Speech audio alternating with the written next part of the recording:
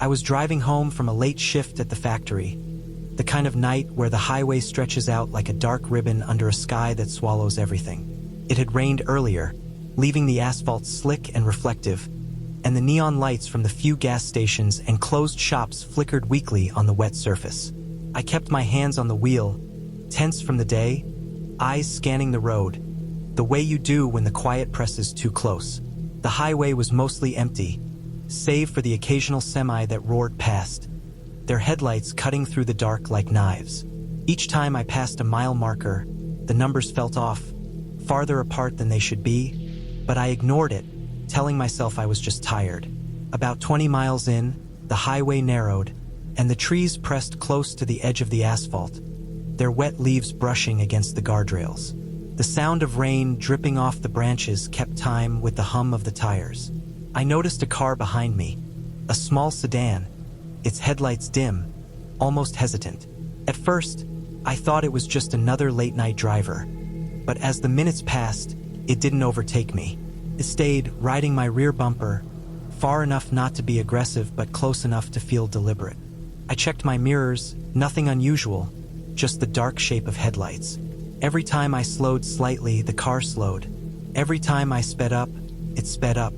There was no horn, no signal, no indication that the driver even knew I was there.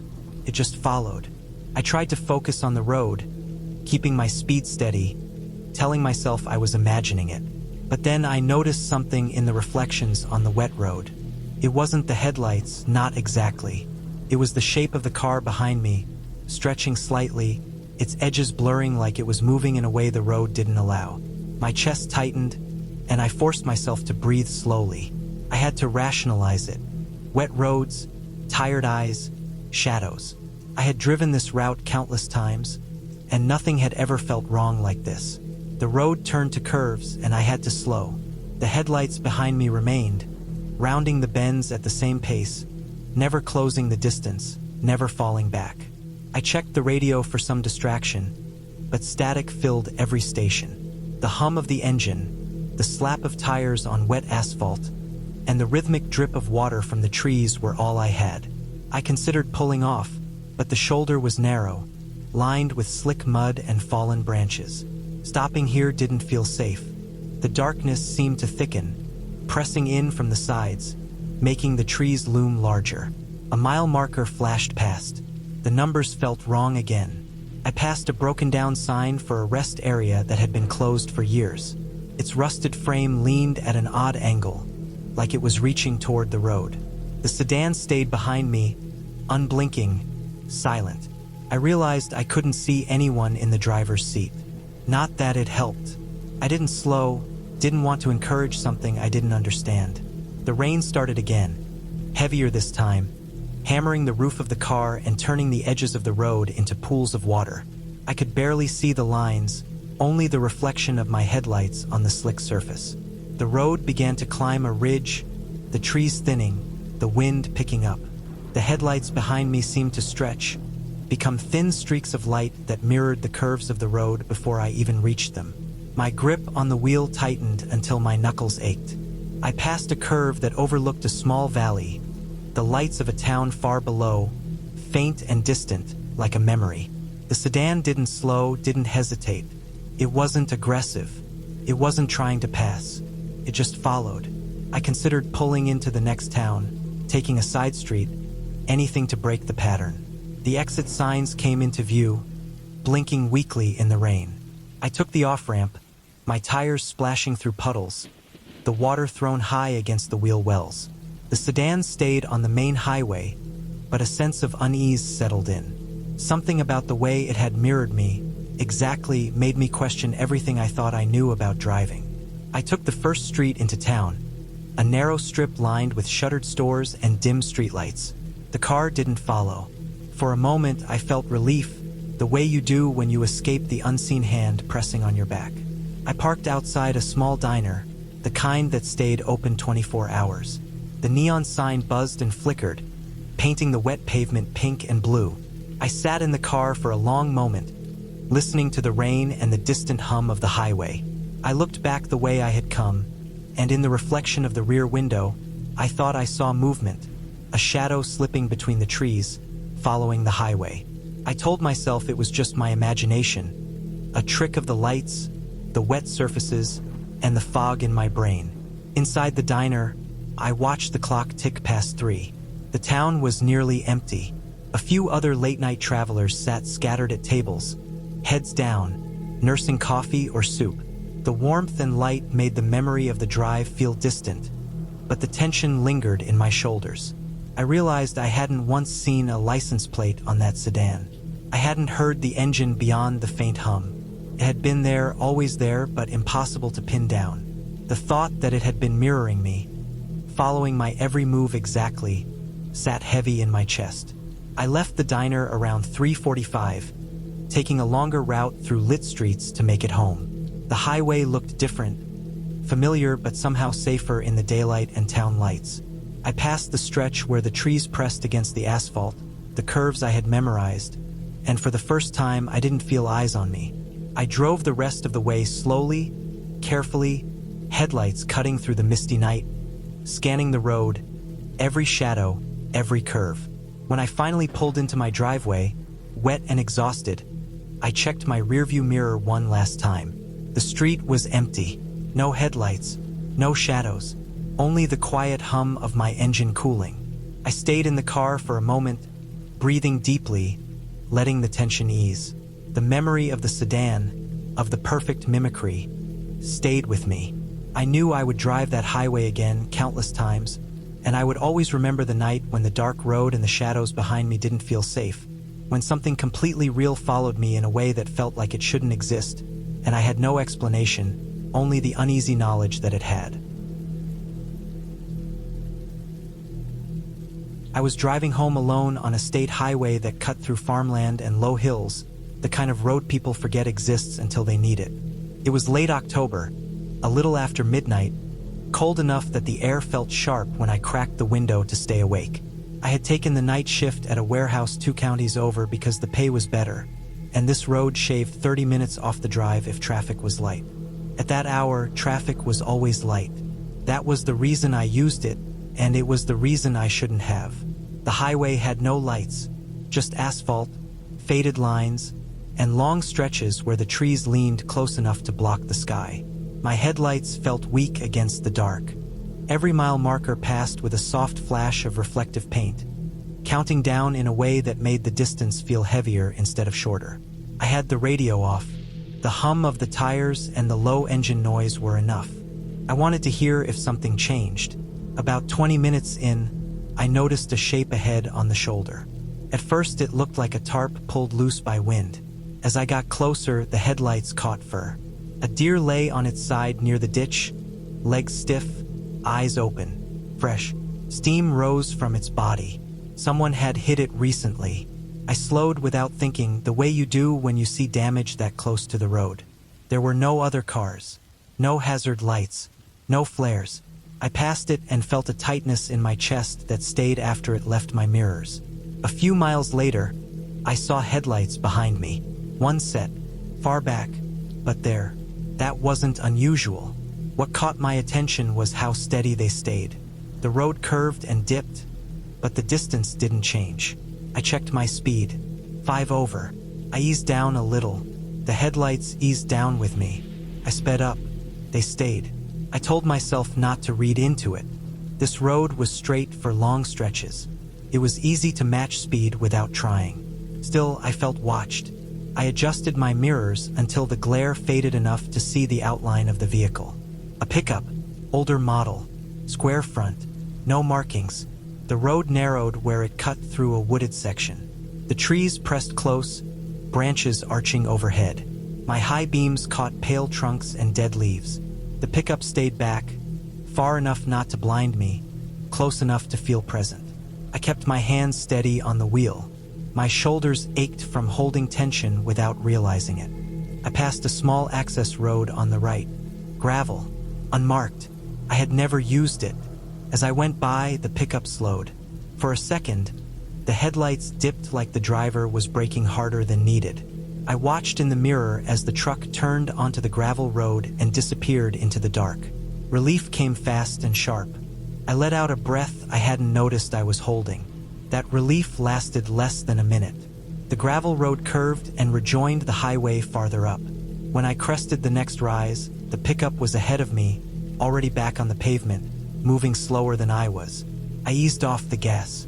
My heart picked up speed instead. The truck stayed in the lane, centered, steady. No signal, no hazard lights, just slow. I didn't want to pass. The road had no shoulder there, just a narrow strip before the ditch. I stayed back, matching their speed now. The sense of control I had felt earlier drained away. This wasn't coincidence anymore. The maneuver was too clean, too planned. The truck slowed more, down to 40, then 35. I checked my mirrors again. Nothing behind me, just empty road. I glanced at the fuel gauge, a little under half. Enough to keep going, but not enough to waste time. Another mile passed like that. The trees thinned and the land opened up into fields. The sky showed faintly, clouded but lighter than the woods. The truck drifted closer to the center line, not crossing it, just close enough to block a clean pass. I eased right, testing the space. The ditch loomed. The truck corrected, still blocking. My mouth went dry. I thought about turning around, but the idea of slowing, of giving them the chance to stop completely, felt worse. I stayed behind them, eyes fixed on the back of the truck. The tailgate was dented. Rust bloomed along the seams. The license plate was there, but the light over it was out. Just darkness where numbers should be.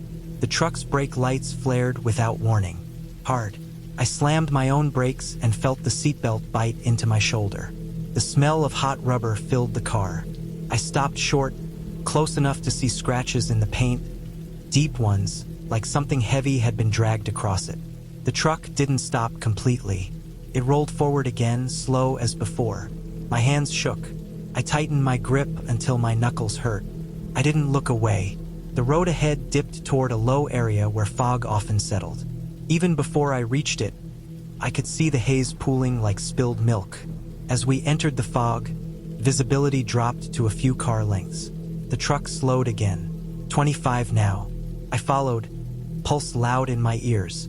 The fog pressed in, muffling sound, swallowing the edges of the world. The fields vanished. The trees became pale smudges. The truck's brake lights went dark. No lights at all. Coasted. I slowed more, afraid of rear-ending it. My headlights caught the outline of the truck drifting right. I thought they were pulling over. I thought this might end with them letting me pass. Instead, the truck stopped across the lane. Not fully sideways, but enough. Enough that I couldn't slip by without going off the road. The fog wrapped around the scene, thick and quiet. I stopped a few car lengths back. The engine idled, loud in the stillness. I waited for the truck to move. Didn't. I reached for my phone, then stopped. No service out here. I knew that. I had checked before. The screen lit up my hands, pale and shaking. I set it down. I considered the horn. The thought of drawing attention felt wrong. Attention was exactly what this was about. The driver's door of the truck opened. I didn't see the person clearly at first. Just movement. A shape stepping down. Tall, broad shoulders. They stood there, between lanes, facing away from me. No rush, no hesitation. They bent down near the front of the truck. My headlights caught metal. Something long, a tool, a tire iron or a length of pipe. They straightened and turned slightly, enough that I could see the side of their head. Cap pulled low. I didn't wait for more. I put the car in reverse and hit the gas. The tires screamed. Gravel popped as I backed hard, eyes flicking between the mirrors and the shape ahead. The person took a step toward me. Just one. Calm. Like they expected this. I reversed until the road behind me curved and disappeared into fog. Then I slammed it into drive, spun the wheel, and punched the accelerator. The car fishtailed, traction braking, then caught. I shot forward, past the truck, close enough that my side mirror nearly clipped their door. I didn't look at them as I passed. I stared straight ahead, jaw locked, breath shallow. The road straightened. The fog thinned. My speed climbed past what felt safe. I didn't care. I checked the mirror once. The truck was still there, lights off, shrinking into the fog. It didn't follow. I didn't slow until I reached the main highway, lights blazing, traffic humming even at that hour. I pulled into a gas station with cameras and parked under the brightest light. I sat there until my hands stopped shaking. Later, in daylight, I thought through what had happened. The deer on the road, the unlit plate, the access road maneuver, the deliberate braking, the stop in the fog. It fit together too well to be random. Someone used that road because it was empty. They knew where visibility dropped. They counted on fear and isolation. I reported it, gave the location, the time, the description. The officer listened, took notes, nodded. He told me they'd had reports of similar behavior on back roads. He didn't say more. I don't take that highway anymore. I drive the longer route with lights and traffic and noise. I arrive tired but alive. Some roads are shortcuts for a reason. They cut away the parts that keep you safe. October of 2015 sits in my head as a cold month, even though it was not. We were just after midnight, coming back from a concert that ended later than planned. The three of us were tired in the clean way you get from standing too long and breathing loud air. Our ears still rang. My throat felt dry. The car smelled like old coffee and warm cloth seats. We were somewhere in the Northern California foothills, heading back toward flatter ground and familiar exits. Traffic thinned fast after the last highway split. The road grew darker, with fewer reflectors and longer gaps between lights. The driver stayed steady, careful but not slow. The friend in the passenger seat leaned back and closed his eyes. I watched the road and the trees sliding by, tall shapes stacked behind each other, all dark. The music stayed low and even. We missed a ramp. The mistake felt small at first. The next turn promised a detour that would loop us back. A handwritten sign was nailed to a utility pole at the edge of the shoulder.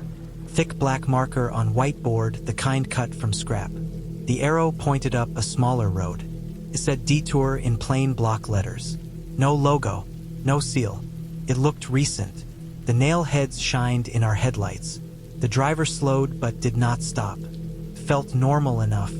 The main road ahead looked closed anyway, cones set wide and uneven. The detour road was paved, narrow, and cracked. The first 100 yards felt fine.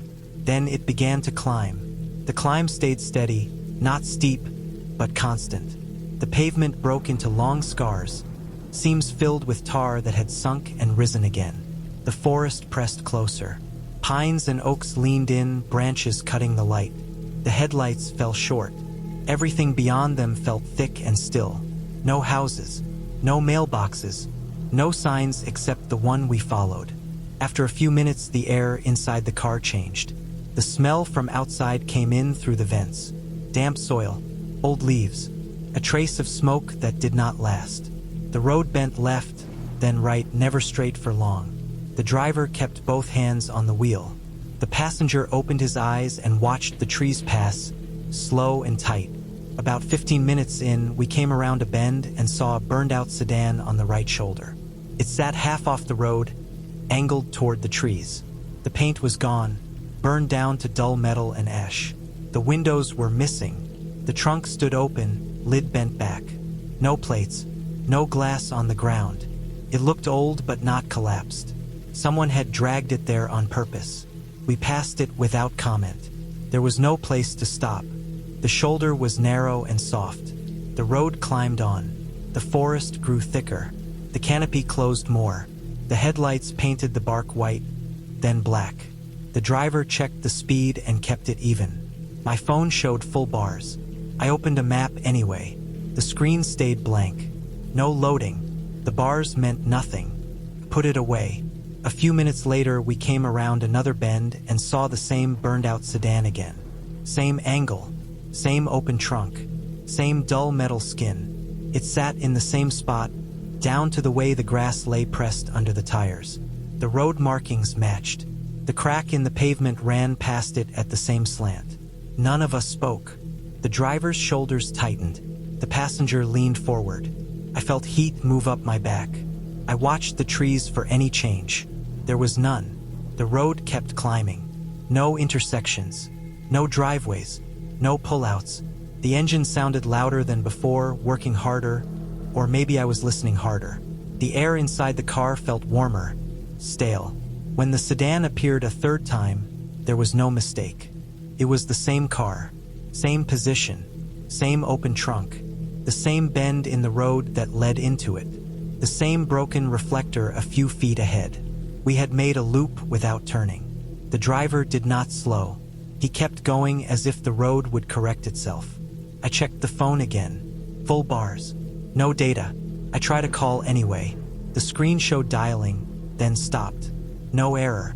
No ring. Nothing. I turned the phone off and on. Came back the same way. The forest stayed quiet. No wind. No animals. No distant traffic. The only sound was the tires on broken pavement and the engine climbing. The sense of distance warped. The time felt stretched and thin. We had been on that road too long for what it was supposed to be. The driver refused to turn around. I could feel that decision in the way the car stayed centered, in the way he corrected small slips without hesitation. Turning around would mean admitting something was wrong with the road itself, not with our memory. The passenger stared at the edges of the light, scanning for any side road. There were none. We passed the sedan a fourth time. The trunk lid caught the light and flashed white for a second. I noticed a detail I had missed before. The rear seats were gone. The inside of the trunk was empty down to bare metal. No tools, no bags, no signs of a fire crew. The grass under the bumper was flattened in a neat arc, like it had been moved more than once. After that pass, the road began to level. The climb eased. The trees thinned just enough to show patches of sky. The sky looked lower than it should have, a heavy dark lid. The air felt colder. The sedan did not appear again. Instead, we reached a stretch where the pavement smoothed out. Fresh lines appeared. Reflectors stood upright and clean. A guardrail ran along the right side. The forest opened a little. We saw a proper sign ahead. Green with white letters, reflective and official. It marked a county route and pointed toward towns we knew. Relief came slow. It did not rush in. The driver followed the sign and took the turn without comment. The road widened. The lines were bright. Within minutes, we saw other headlights far off, moving steady in the opposite lane. The sound of traffic returned like a low tide. When we reached a gas station, the driver pulled in without signaling. The lights were harsh and flat. The place was closed, but the pumps hummed. We got out and stretched. The night air felt normal again. The forest smell was gone, replaced by oil and dust. I checked my phone. Service came back at once. Messages loaded. The map snapped into place. The route showed a simple detour around a short closure. Nothing like what we had driven. There was no loop drawn where we had been. No road marked with that shape. We drove back to the highway by following posted signs only. The drive took less than 10 minutes. When we passed the spot where we had seen the handwritten detour sign, it was gone. The utility pole stood bare. No nail holes were visible from the road. The cones on the main road had been pulled back to the shoulder, leaving a clear lane through. In the days after, I looked into it. Not deeply, but enough to understand. The foothills are cut with old service roads and access loops used by logging crews, fire teams, and private landowners. Some of them are paved. Some of them curve back on themselves by design, built to reach and return without turning large trucks around. At night, with no markers and no traffic, a loop like that can feel endless. A burned-out car on a shoulder is not rare in those hills. Abandoned vehicles get dragged off the road and left until someone deals with them. The same car can be seen more than once if the road circles. The sign was the part that mattered. A handwritten detour sign is not official. Anyone can make one. People do it to redirect traffic away from private land, or as a prank, or to test something. Someone had nailed it up, sent us onto a road we had no reason to be on, then taken it down. Maybe they watched. Maybe they did not. The lack of service with full bars made sense too. The towers were there, but the data path was not. That happens in the hills where coverage maps lie. Knowing all that does not remove the feeling from that night. The way the same burned-out sedan waited for us again and again, unchanged. The way the forest pressed close and stayed silent. The way the road refused to explain itself until it was done with us. We did not get chased. No one stepped into the light. Nothing impossible happened. We followed a bad sign, trusted it too long, and drove a loop built for machines, not tired people after midnight. I have driven those foothills since then, in daylight and in dark. I watch the signs more closely now. I trust the printed ones. I do not follow handwritten arrows nailed to poles. The road we took exists even if it does not show up the way it should. The burned-out sedan was real. The loop was real. The mistake was ours, and the way out was simply to keep going until the road allowed it.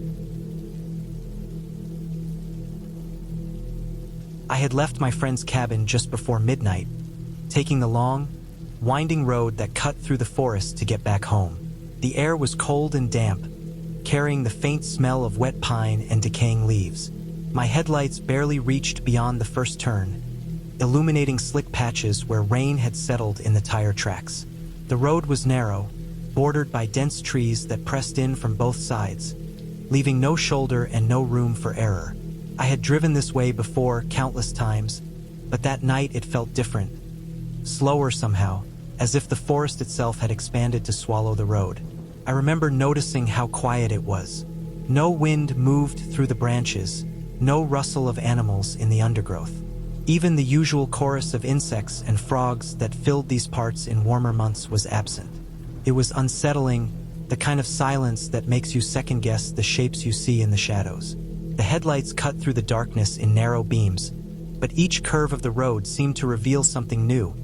A texture in the dirt, a dark hollow under a tree, the glint of water pooled along the side. About 15 minutes into the drive, I saw it. Something moved along the edge of the road. At first, I thought it was a deer, maybe a young one, because it was low to the ground and fast. My heart jumped. I slowed instinctively, squinting through the windshield to get a better look. The shape disappeared into the shadows almost instantly.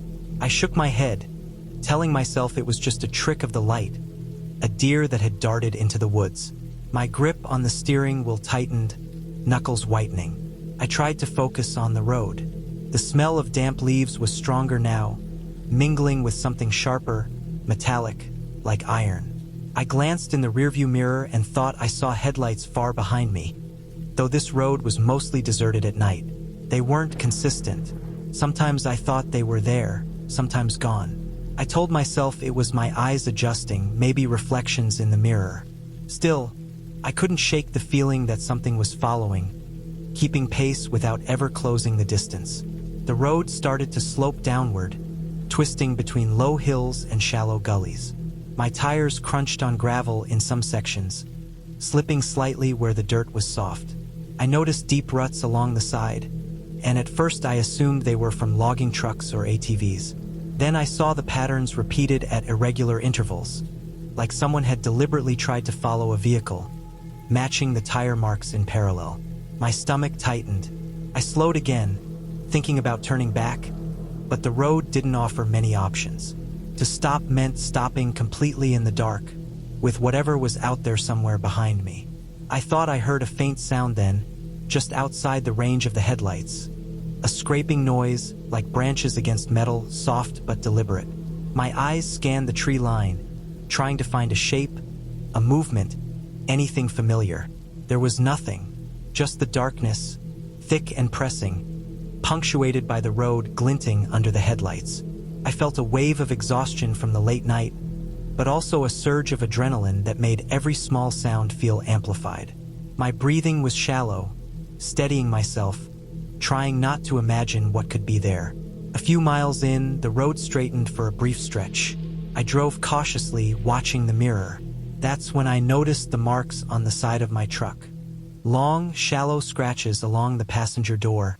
Not deep, but enough to catch the light from a passing reflection. There was no blood, no hair, no debris. Just the faint, uneven streaks running along the paint. My chest tightened. I pulled over as far as I could, feet tapping on the brake, and got out to inspect. The night air smelled sour, damp. My flashlight cut through the dark in a small circle, revealing nothing on the ground, nothing in the trees. Just the scratches. I got back in the truck, locking the doors instinctively. I started driving again, slower now, eyes constantly shifting between the road and the mirror. For the next several miles, I saw movement in the periphery, shapes that vanished when I looked directly at them. I felt like I was being watched, the way an animal watches from a hidden spot. Every turn in the road seemed to push the shadows closer, and every patch of light from my headlights revealed more scratch marks on the asphalt. Not random, not natural. They ran along the road as if something had stepped from one side to the other, pacing me. The further I drove, the more my sense of time stretched. Each mile felt like a half hour. My coffee from earlier had long since gone cold, and the truck's heater rattled faintly in protest. I kept glancing at the trees, trying to see past them, trying to convince myself there was a logical explanation. A hunter, someone with a flashlight, an animal, but nothing fit. The pacing marks were too consistent, too deliberate to be random. My heart beat so loudly I was sure it echoed in the cab. Eventually, the road opened slightly, revealing a faint glimmer of lights in the distance.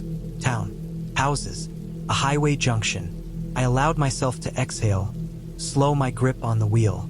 I glanced back in the mirror one last time. The shapes in the dark were gone, and the tire marks stopped abruptly.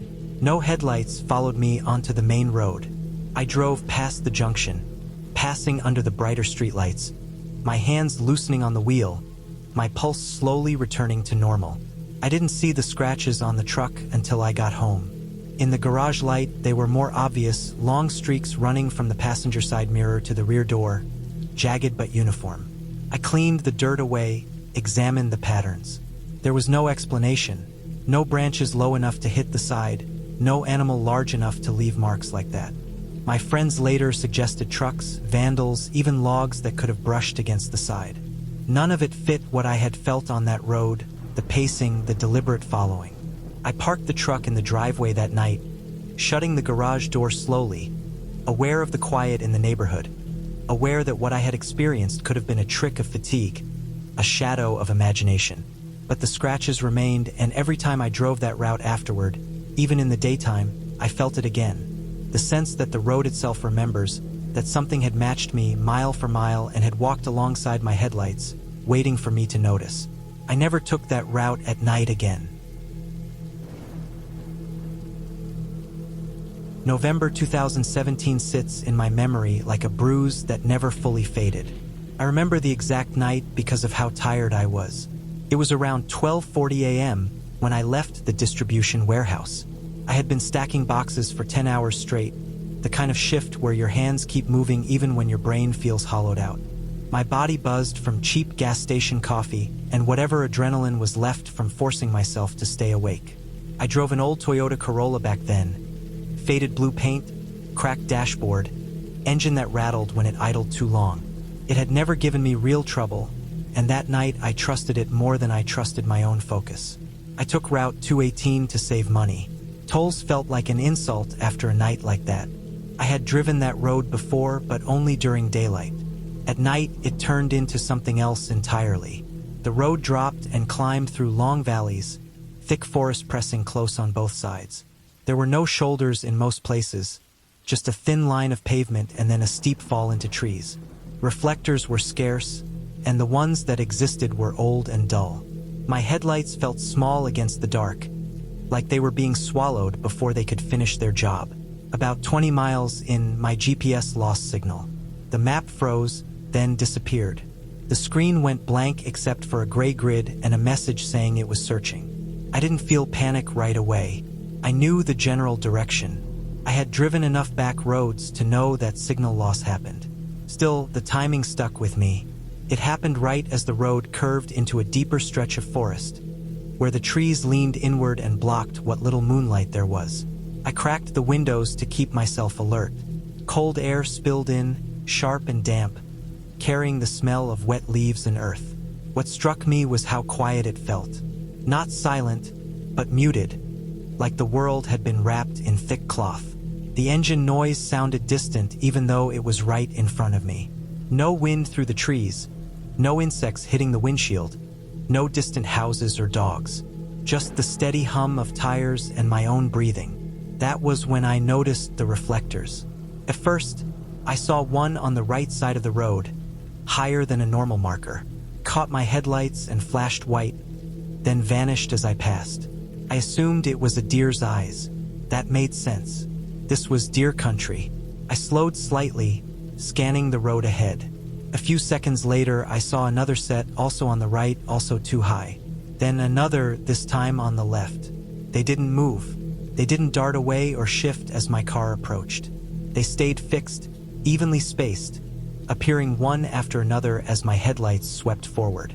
I told myself they were natural reflectors nailed to trees, maybe old survey markers or hunting tags. But the spacing felt wrong.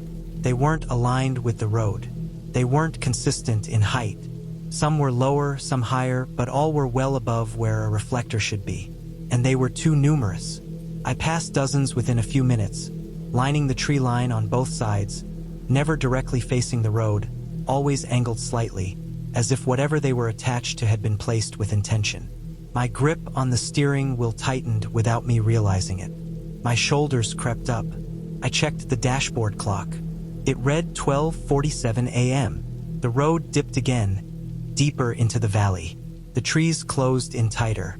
My headlights picked up more of the reflectors, flashing in and out like distant camera lenses. I kept driving, telling myself not to imagine shapes or faces where there were none. Fatigue does that. Long shifts do that. Still, I couldn't shake the sense that I was moving through a corridor rather than a road, like something designed to funnel me forward. I checked the clock again. 12:47. That made me frown. I hadn't been watching closely, but it felt like more than a minute had passed. I focused on the seconds ticking. They moved. The colon blinked. Everything looked normal. I let it go and kept driving. The reflectors continued. Some were paired, some single. Some flashed brighter than others. None of them moved. None of them reacted to my car. That detail stuck with me more than anything else. Animals react. People react. These things didn't. My mouth felt dry. I took another sip of coffee and tasted burnt plastic. I rolled the window down farther. The cold air hit harder now, numbing my fingers. I felt exposed with the windows open but trapped with them closed. I checked the clock again. 12:47.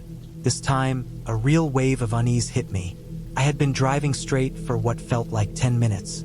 The road had curved, dipped, climbed, but it hadn't stopped. My fuel gauge hadn't changed much, but it should have moved at least a little. I stared at the clock, waiting for it to flip. Didn't.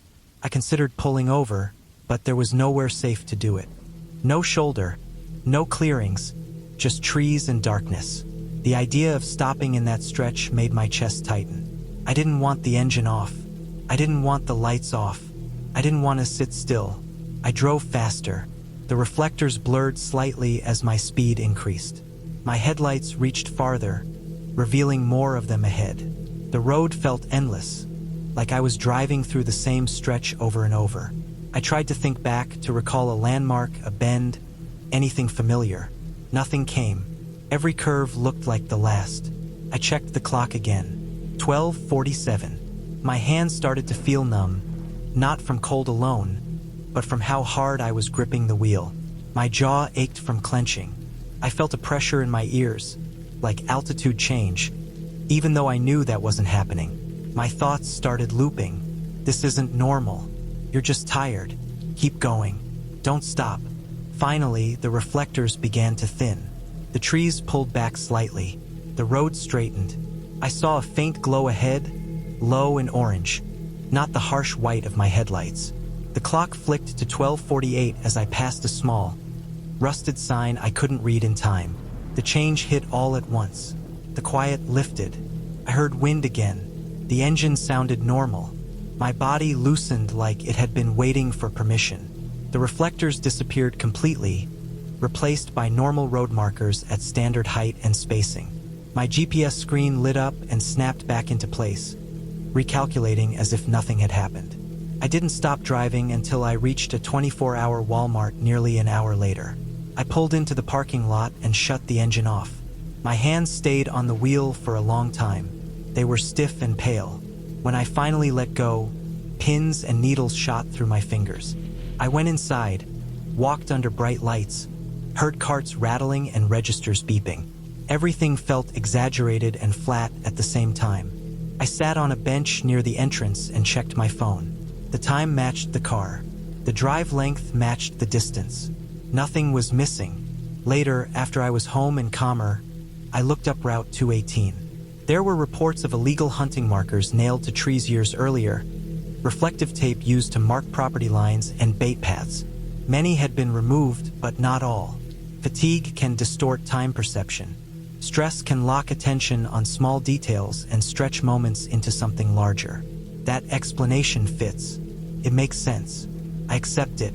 Still, I haven't driven that route at night since. And every now and then, when I wake up suddenly, I see reflectors in my mind, fixed and waiting, and I remember how long 1247 felt when it refused to let go. I agreed to deliver a spare alternator because it felt like the kind of favor you don't refuse.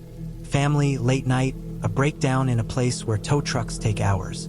I left after midnight with the part wrapped in an old towel on the passenger seat so it wouldn't rattle. The town lights fell away fast. The road turned narrow, then rough, then quiet in a way that pressed on my ears. I followed the directions I had been sent without questioning them, because they looked like the sort of place a hunting camp would be, and because my phone showed enough bars to feel safe. The farther I went, the more the pavement cracked and sank. The paint lines vanished. Trees leaned close and swallowed the beam of my headlights. The air coming through the vents smelled damp and cold. I remember noticing how the dash clock seemed brighter than usual, how the engine note sounded louder in the dark. I kept the speed down. I did not want to clip a deer or slide into a ditch. The address did not line up with anything I could see. My map showed a point past a bend, past a spur that looked like a private drive. I slowed and rolled the windows down to listen. The night smelled of wet leaves and bark, with a sour edge underneath that reminded me of old compost. The road thinned to gravel, then to packed dirt. Mud grabbed the tires and tugged at the wheel. I stayed in low gear and eased forward, hoping the place would appear in the beam. The camp never did. No cabin outline, no porch posts, no reflectors. Just trees and brush and a low dip where water had crossed the road and left ruts. I checked the phone again. The point sat ahead, just past a clearing that didn't exist. I drove on, telling myself it was close. The headlights caught movement. At first, it was just a dark shape breaking the line of the road. Then it resolved into something like a man bent forward, back rounded, arms long and low, hands hanging near the ground as he crossed from left to right. The posture was wrong in a way that made my chest tighten. It looked like someone injured or drunk or trying to keep balance on slick ground. I hit the brakes hard enough to feel the seat belt bite. The tires slid a little in the mud. The engine dropped to idle. The shape vanished. I sat there with my foot still pressing the pedal, heart thumping in my ears. The beams lit empty road. No brush shook. No footfalls faded. I waited, then eased the door open and shone my flashlight low, where tracks would be. The mud showed my own tire marks and nothing else. No footprints, no scuffs. The ditch held water with a smooth skin that reflected the light. The woods stayed still.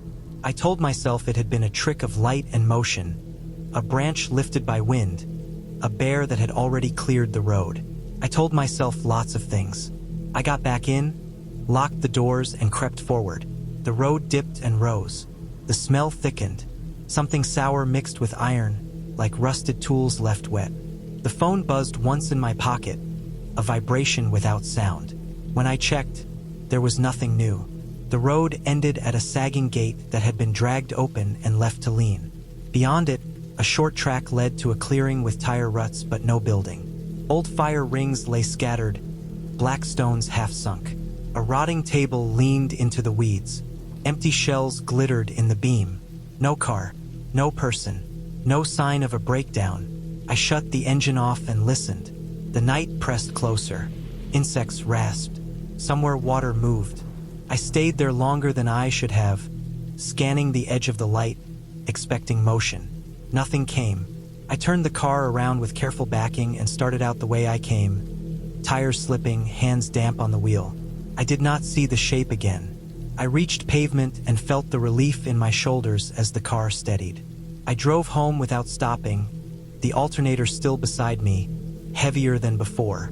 The explanation came later, and it was plain in a way that left no room for mystery. My cousin had not broken down. He had been home all night. He had not sent any message.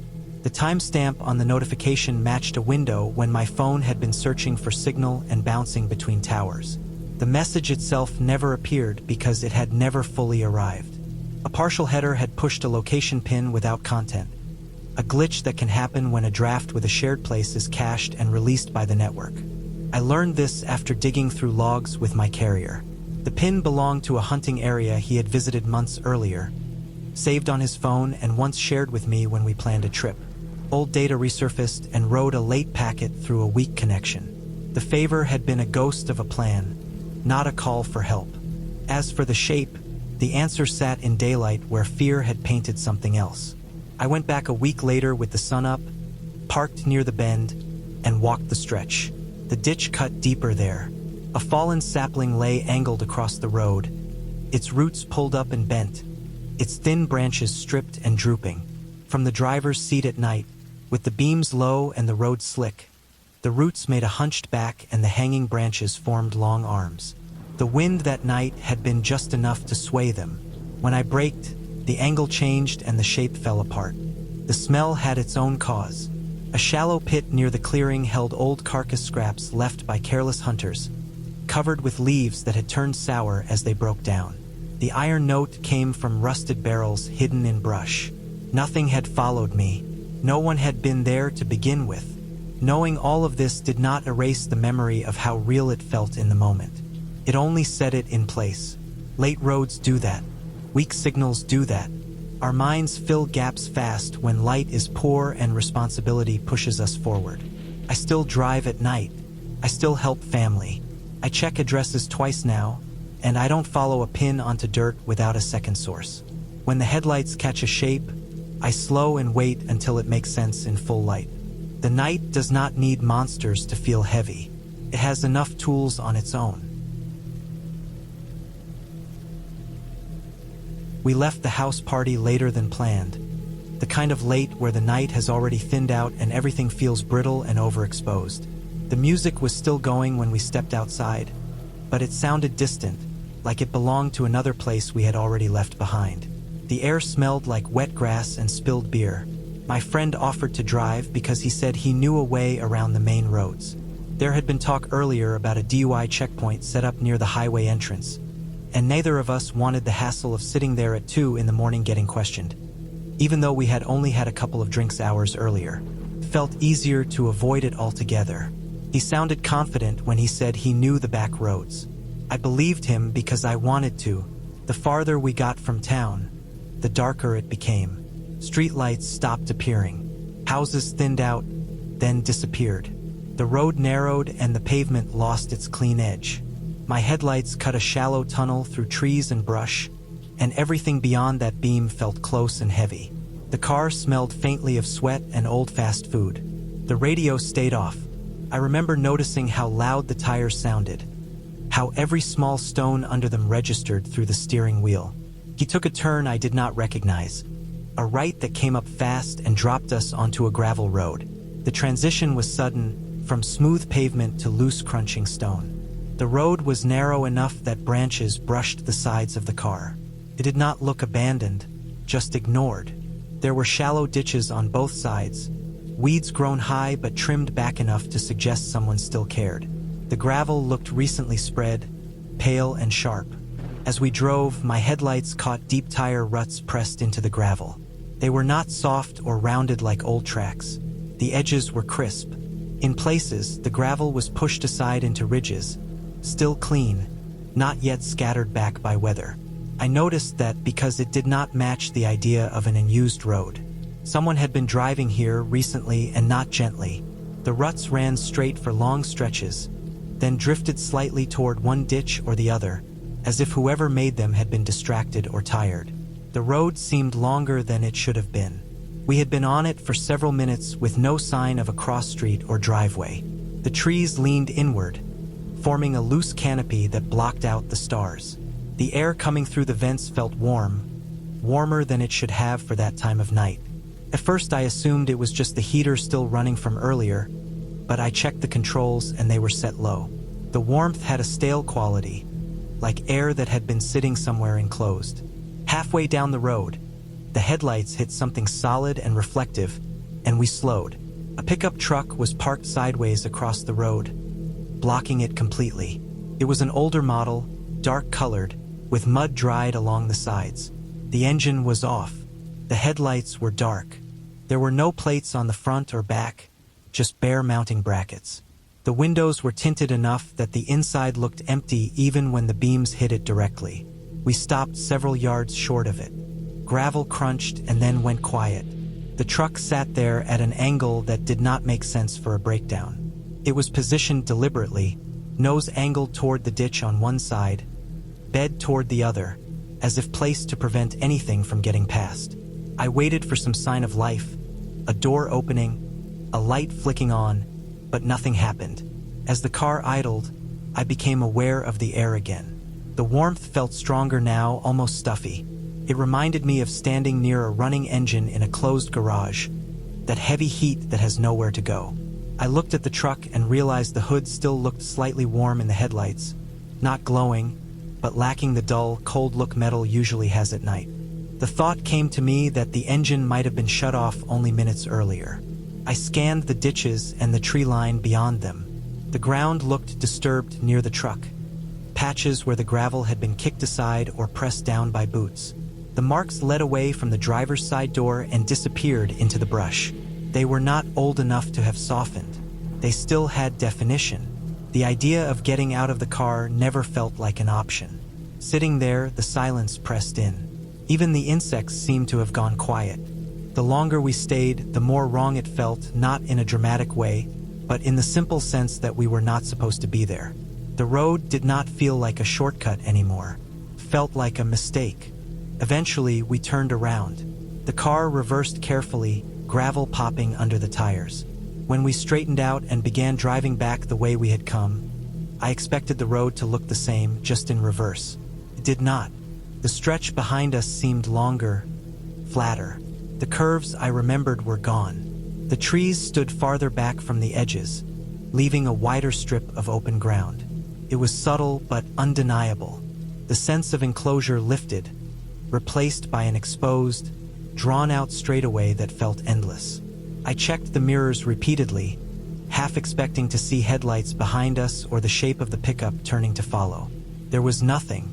The ruts in the gravel still appeared, but they seemed more uniform now, less scattered, like a single vehicle had driven back and forth along this road many times, wearing it into a pattern. Neither of us said anything. The absence of conversation felt natural, as if talking would only make the situation more real than it already was.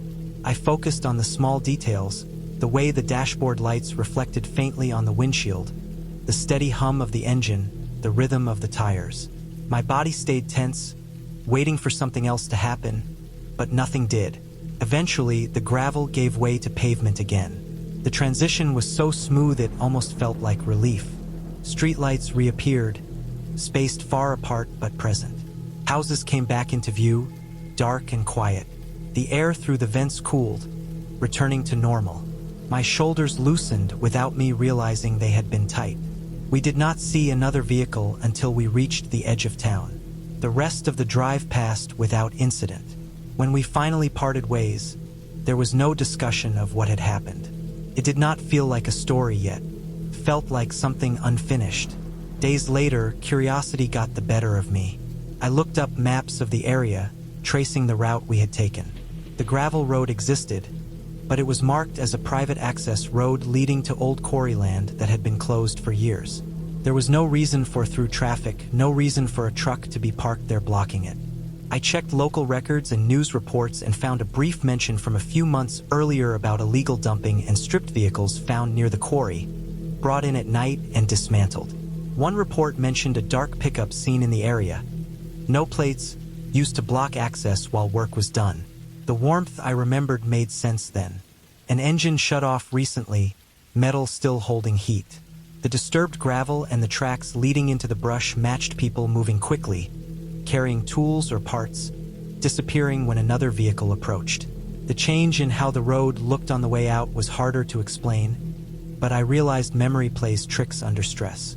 What feels curved going in can feel straight going out when adrenaline sharpens focus and time stretches. The reason neither of us talked was clear to me after that. We had both understood, without saying it, that we had stumbled into the middle of something we were not meant to see. The truck was not abandoned. It was placed. The road was not empty. It was temporarily occupied. Turning around when we did was the only reason the night ended quietly. I have driven past the turnoff since, in daylight. It looks harmless, almost ordinary, but I have never gone down it again. The image of that truck sitting sideways in my headlights, silent and still warm, has stayed with me. Not because of what I know now, but because of how it felt in that moment, sitting on a road that had stopped being a shortcut and started being a boundary, one we were lucky enough to cross back over without being noticed. December 2010 sits clear in my memory because that winter changed how I look at night driving. I was doing overnight courier work then, the kind nobody talked about much. Medical supplies, paperwork, sealed containers that had to move fast between small towns before morning clinics opened. I worked alone, no partner, no radio chatter, just a van, a clipboard, and routes that kept me awake until sunrise. That night started normal, cold but dry. The roads were empty in that way only December can manage, when even animals seem to hide. By 3:10 a.m., I was already hours into the run, moving steady, coffee wearing off. One delivery sent me off the main road onto a service road near an industrial park. I did not remember that road from earlier runs, but routes changed often, and I trusted the printed directions more than my memory. The service road had no streetlights. The pavement was cracked and patched, with weeds pushing through the edges. On both sides were large dark shapes where warehouses used to be active decades earlier. Most of the buildings were abandoned, windows boarded or broken, loading docks sagging. Some still had faded company logos from the 90s, barely readable in the beam of my headlights. I slowed down, not from fear but from caution. Potholes hid in the dark. The van hummed steady, tires whispering over rough asphalt. That was when I noticed headlights in my rearview mirror. At first, I assumed it was another courier or a security patrol. The lights were far back, faint but clear, centered and steady. I kept my speed. The road stayed straight for a long stretch. The lights stayed there, not gaining, not falling back. Something felt off when I tapped the brakes lightly to test distance. The lights dimmed, then vanished completely. I checked the mirror again. Nothing behind me, no glow, no reflection. I told myself the road curved or dipped. That made sense. Old service roads were uneven. I drove another half mile. The road stayed flat. Then the headlights appeared again, same distance, same height, same color. White, not yellow, not blue. Clean beams. This time I slowed more. Down to 20. My van engine dropped in pitch. The lights behind me stayed fixed. When I slowed further, almost crawling, the lights blinked out again, like someone flipping a switch. I pulled my eyes from the mirror and focused ahead. I did not want to spook myself. Fatigue played tricks.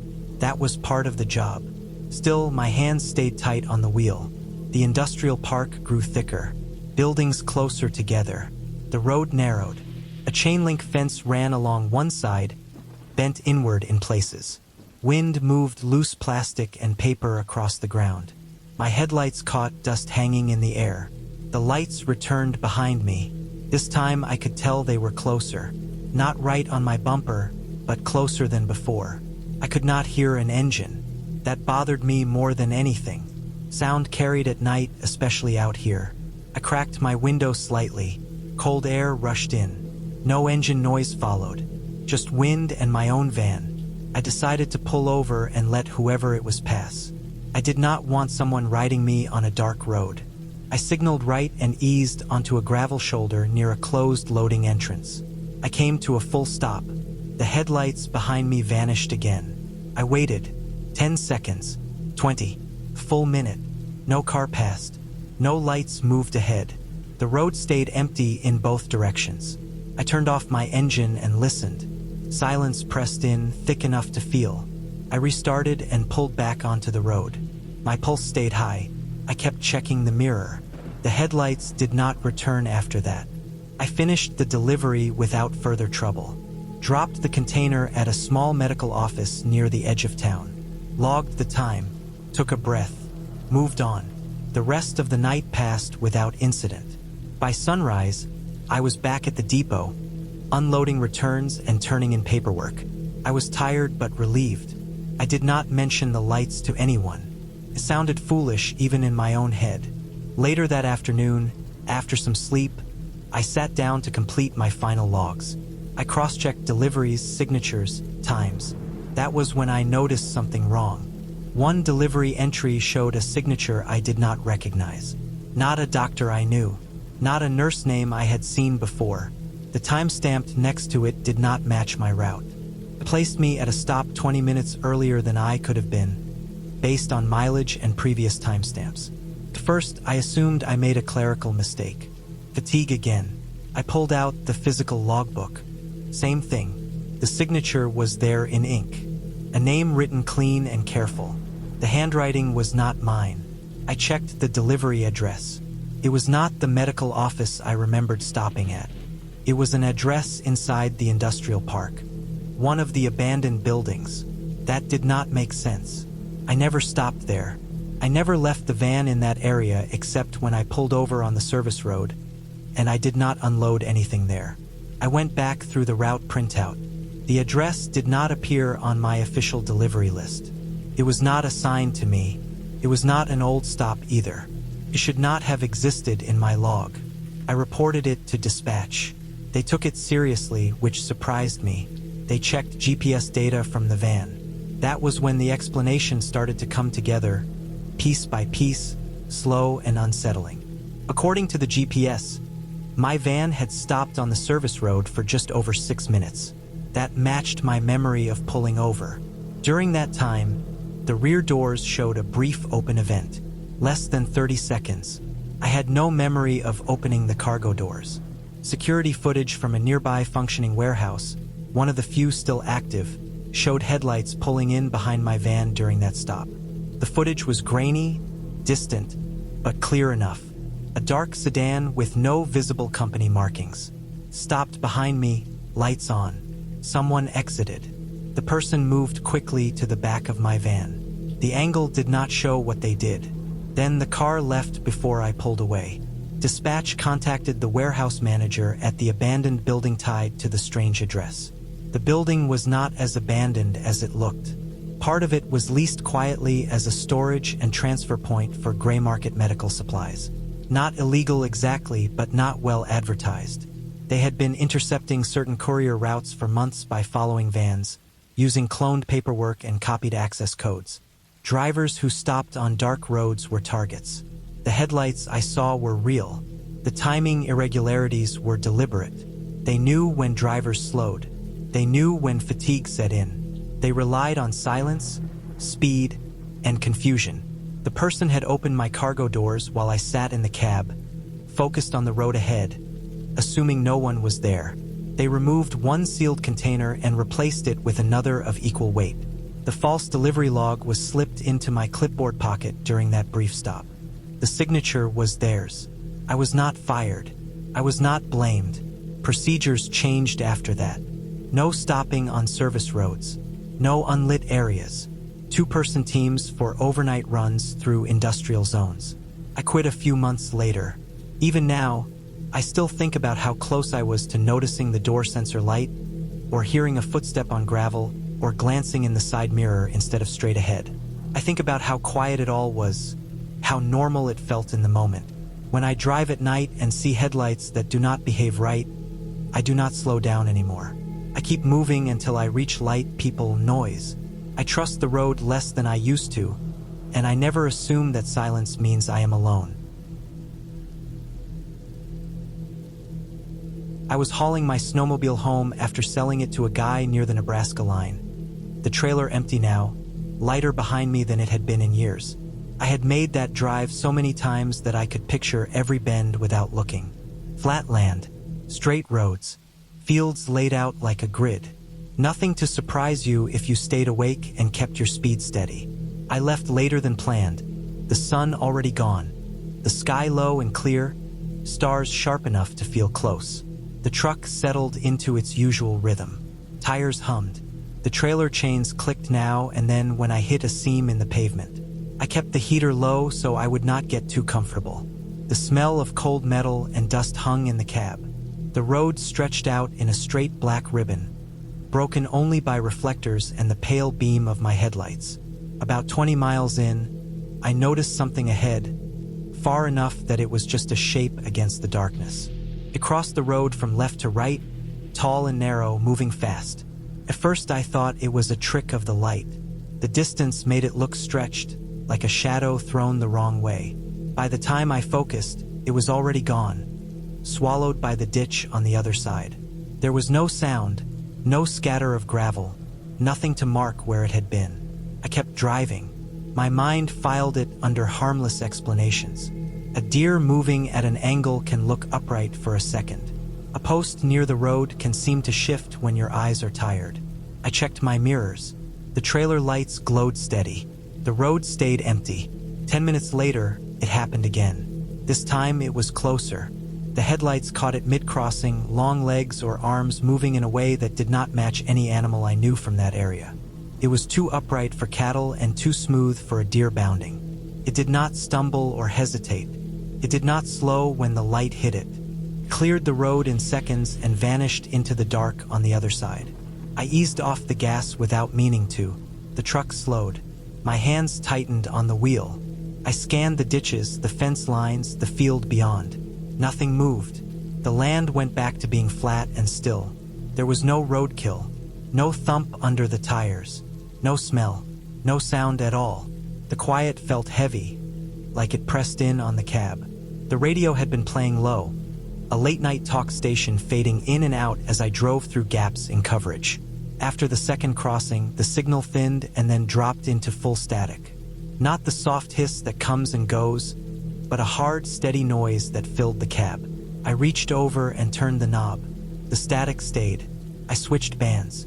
The static stayed. I turned the radio off. The static stopped, leaving a silence that felt louder than before. I drove on. The road markers ticked by. My eyes stayed locked ahead, then flicked to the sides, then back again. Every few miles, the headlights caught movement again, always far ahead, always crossing too fast to study. Each time, my chest tightened before my brain could catch up. Each time, there was nothing left behind. I thought about stopping. There were turnouts and farm roads, but none of them felt right. I did not want to sit still out there.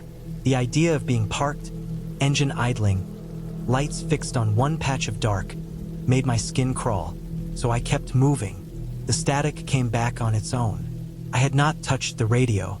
It filled the cab again, louder than before. I reached to shut it off and found the knob already turned down. I pulled the fuse from the dash without taking my eyes off the road. The static cut out. The silence returned, broken only by the engine and the tires. The land began to feel wrong in small ways that were hard to pin down. Roads that should have intersected did not. Familiar barns were missing. A silo that had always stood near a bend in the road was gone, leaving only an open field. I checked my speed and my direction. Everything matched my memory. The signs matched too when I saw them, but there were long stretches without any at all. At one point, the headlights caught something standing still near the edge of the road. I slowed, ready for it to bolt. It did not move.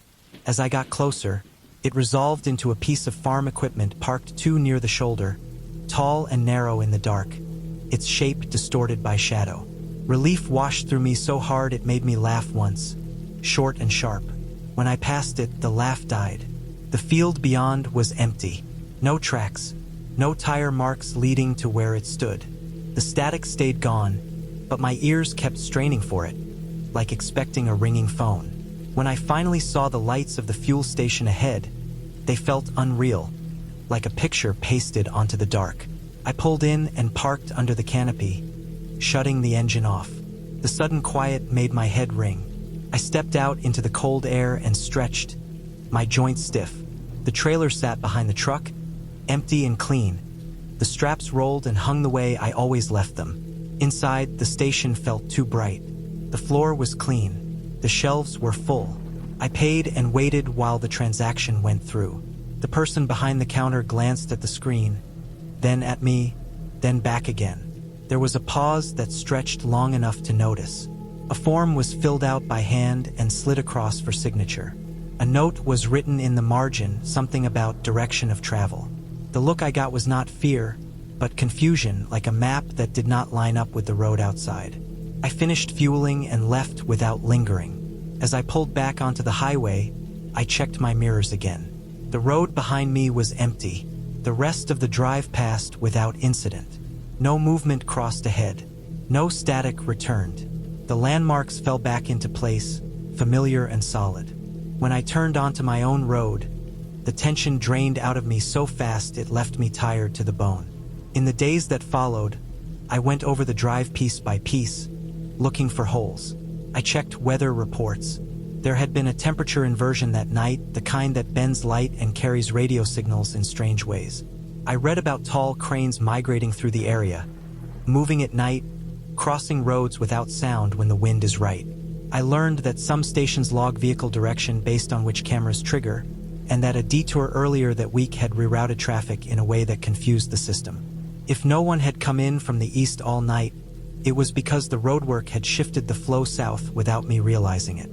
Each explanation fit on its own. Together, they made sense. Light bending can stretch shadows.